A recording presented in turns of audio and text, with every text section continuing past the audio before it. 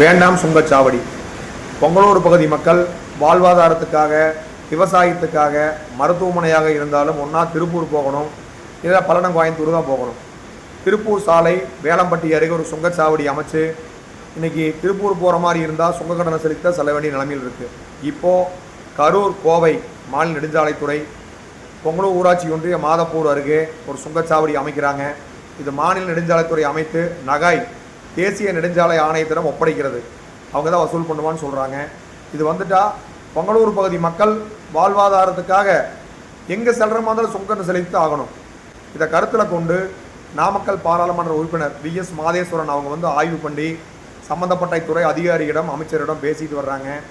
நாமக்கல் முன்னாள் பாராளுமன்ற உறுப்பினர் AKP சின்ராஜ் அவங்க மத்திய அமைச்சர் நிதிஷ் கட்காரி அவங்களுக்கு ஒரு கடிதம் கொடுத்துருக்குறாங்க. பொங்கலூர் பகுதியில் வாழ்கிற மக்களுக்கு 20 கிலோமீட்டர் சுற்றளவில் சுங்க கட்டணம் இல்லாமல் நீங்கள் விடணும்னு சொல்லி ஒரு கடிதம் கொடுத்துருக்குறாங்க. நாங்களும் ஒரு ஆண்டு காலமாக சட்டத்துக்கு உட்பட்டு எங்களுடைய போராட்டம் தொடர்ந்து நடந்துகிட்ருக்கு.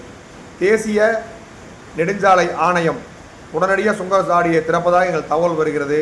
அப்படி நீங்கள் சுங்கச்சாவடியை திறந்தால் எங்களை போராட்டத்து காலத்துக்கு தள்ளுகிறீர்கள் என்று அர்த்தம்.